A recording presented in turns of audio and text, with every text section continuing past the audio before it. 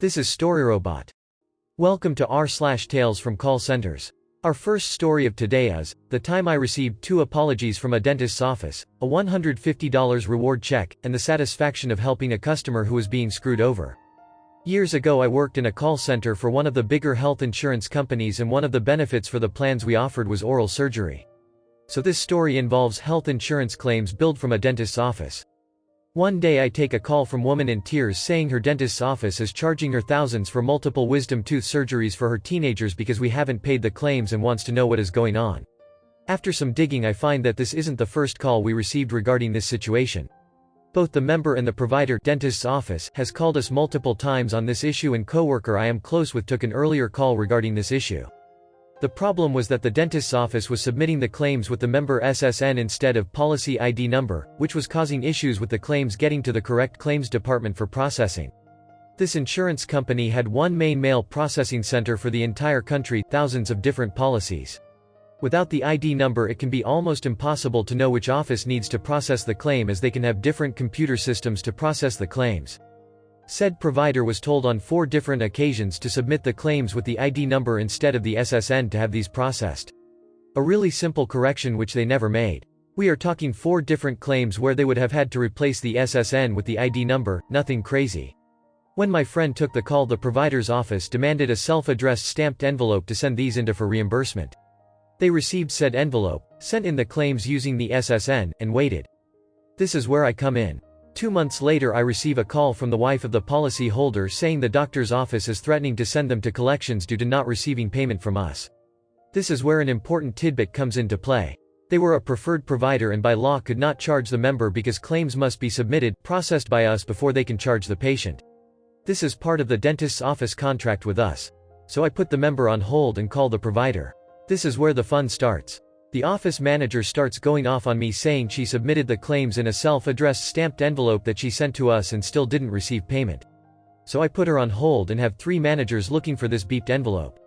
While they are still looking for it, I get back with her and reiterate she is a preferred provider, the claims have not been submitted with the ID number, and that until we find the claim she cannot legally bill the member. That is met with a, beep you and beep your insurance company, I will do what I want. And after that she hung up. So being the good call center employee I am, I immediately call the office back and a guy answers. I say, I am Red Shirt Decoy from X Insurance Company. I was just speaking with Mrs. Office Manager and I believe we were accidentally disconnected, in the sweetest voice I could muster. The poor guy comes back after 30 seconds and says, she refuses to talk to you. I inform the nice gentleman on the phone that if this isn't resolved then I would be forced to contact provider relations.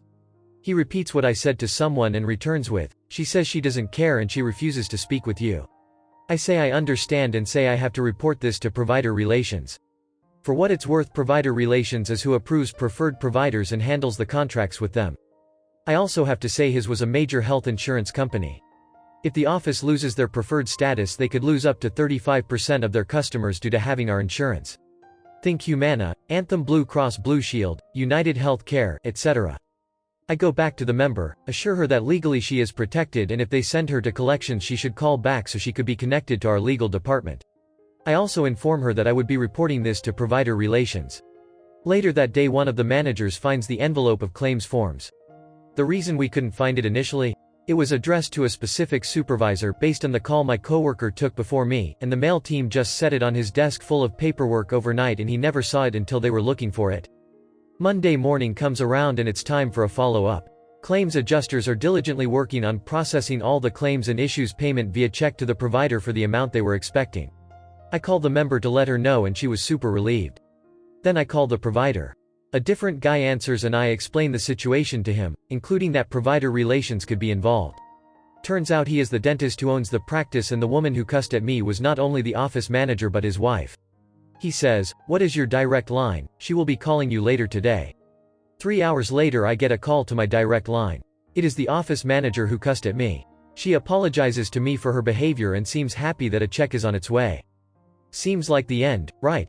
Wrong. Over a month later I get a frantic voicemail from the same member who had my direct line. At this point her husband is out of the country for work. She is trying to move herself and family across the country for his upcoming transfer to a different office, and she gets a call from the office manager saying they received the checks but won't accept them. The office manager told her they have to charge her for the full $7,000 price and will send them to collections in 2 weeks if payment isn't received. Why? Because they don't trust we won't adjust the claims to pay less and demand money back from them. That's not how any of this works because of contracted amounts for services, but whatever. I reassure the woman that she is still protected due to the office being an in-network provider, and if they send her to collections that we could get our legal team involved. I put her on hold again to call the office again. The office manager demands we have a supervisor review the claims to verify we won't take any money back. The reason she demanded this? If a claim is audited and found to have paid too much, we will issue a refund on the claim where they have to pay us back. I know this sounds shady, but in reality this only happens if the claim was issued with an incorrect diagnosis code procedure code combo that pays more than the correct diagnosis code procedure code. Think a claim that was submitted for a complicated tooth extraction, but a random audit review of medical records found it was a simple tooth extraction that should have paid less. We do that, send confirmation to the doctor's office. The doctor's office is now happy and so is the member. I get a call back from the office manager who apologizes once again and seems to be happy at this point. The office got their money, the member didn't have to pay out of pocket, and everyone is happy in the end. 2 weeks later I come into work and see an envelope on my desk. It's a check for $150 from the company I work for with a handwritten letter from the VP of Customer Service saying something along the lines of, "Thank you for going above and beyond." Turns out the member I had helped called in and asked for my supervisor once everything was resolved. Only she wasn't happy talking to just my manager. She was adamant about talking to my manager's supervisor, then that supervisor's supervisor, until she reached the VP of Customer Service. She then told him about what I did and how it was resolved without her having to pay any extra money. So in the end I was able to help a woman who was super stressed and over her head. I received not 1 but 2 apologies from the office manager of a dentist's office, and ended up with an extra $150 in the process. Working in a call center can be soul-sucking, but that situation was incredibly satisfying, worth it. Our second story of today is, so I'm going to rant. Today one of my employees asked for help while on a call. I listened into the call as the customer yelled at him, and mid-sentence in the middle of reading a tracking number to the customer he stopped speaking without warning. I realized this customer broke him down. He was unable to keep speaking, head in his hands and crying. I put his customer on hold and took the call from his station so I could speak to the customer. And in the meantime I told him to step out and take as much time as he needs. Why was the customer screaming and yelling at him? Because he gave him one wrong number in the tracking number and had to correct himself. He berated him like a child until he couldn't even speak anymore and had a panic attack. Obviously I look at this person's file and see there's a history of screaming and yelling and overall unnecessary harassment. I took the call and it's done with. The customer didn't walk away happy, but that doesn't matter. What matters is the people that you speak to when you call for help on the phone.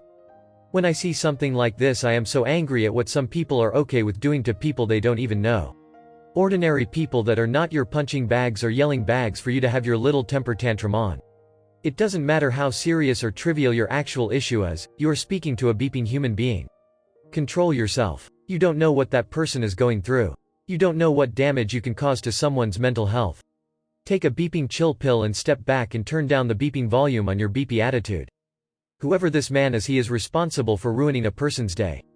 Maybe week, maybe more. Nobody deserves to be mentally broken down. So whoever is reading this that finds themselves feeling the need to rage at a stranger, maybe take the different route this time and keep your beep cool. Thank you for watching. Error. Problem detected. Not enough subscribers. Please subscribe, like and comment.